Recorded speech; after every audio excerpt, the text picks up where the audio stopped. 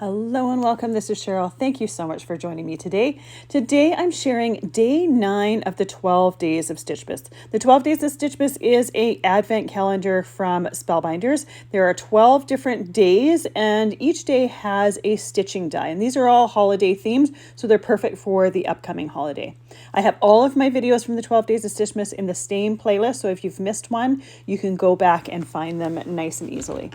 So I love how stitching dies add extra texture to cards, and these are no exception. So I love these for holiday cards for special people that you want to give something just a little bit special to.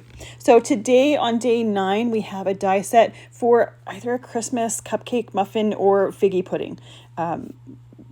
That's what I'm going with. And I have die cut everything off screen, most in a Christmas or a traditional Christmas color scheme. I also have some truffle cardstock and acorn cardstock for the base as well as the underpart of the muffin. I'm going to do my stitching in red floss. This is DMC 817. And anytime I do my stitching, I like to pull the thread through almost to the end and then use some Best Ever Craft tape in order to secure that floss. Now, when you use the stitching dies, they put a little indent where that stitching is intended to go, so it makes it really, really easy.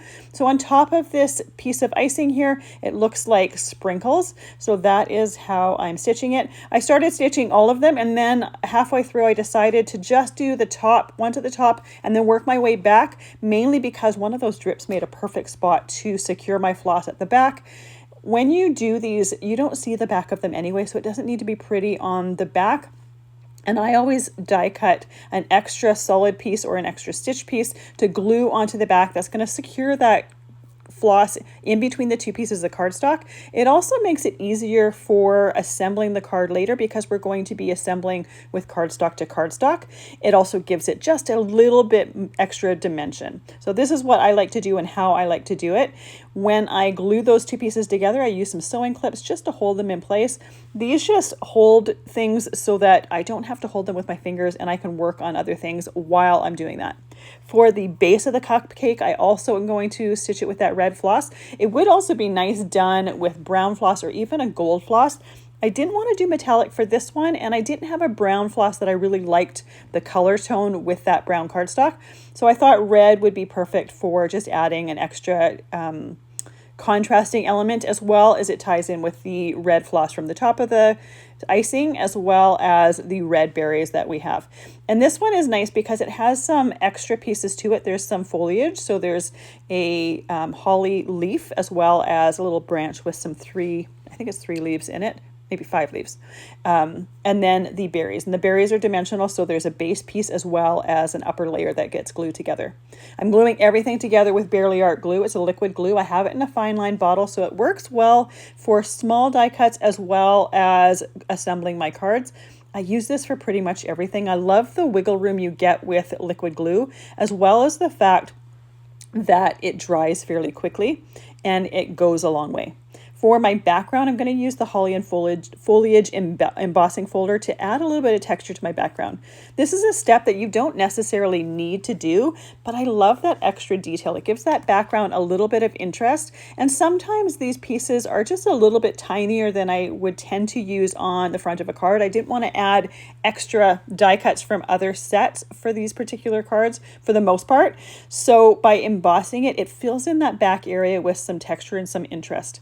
For the mat for this card, I'm using some mint cardstock. You could also use the poppy. If you wanted the mat to be a little bit more prominent, you could use poppy cardstock, which is the same color as the berries that I have die cut, as well as the red floss.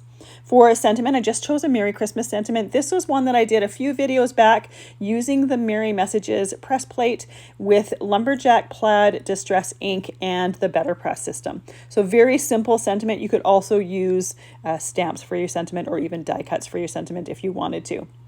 But because of the size of the muffin slash cupcake slash figgy pudding, it just needed something. It didn't have a sentiment in this particular set, so this one just worked perfect with it, and because it was already done in red, I knew it was going to coordinate nicely.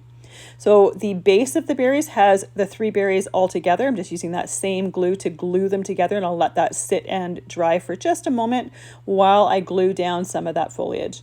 Now I chose the mint cardstock because it's very similar in color tone to that fern cardstock, but just a little bit lighter, and I didn't want all of my greenery to be exactly the same green.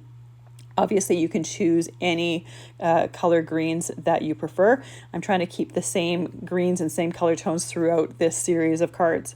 For the holly leaf, I'm just using my fingers to add just a tiny little bit of shape to it. There's a lot of texture to this card between the stitching and the layers of die cuts and the embossed background, so I don't want to add a ton of texture, but I don't necessarily want all of those die cuts to be totally flat. So I left the mint green leaves flat, and then the holly, I just added just a little bit of shape to it.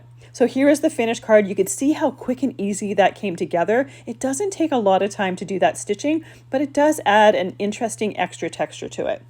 Thank you so much for joining me today for day 9 of the 12 days of Stitchmas. I will be back again tomorrow and share what is in the window from day 10 and create a card with that. Thank you so much for all the time that you spend with me. I really appreciate it. I will see you tomorrow.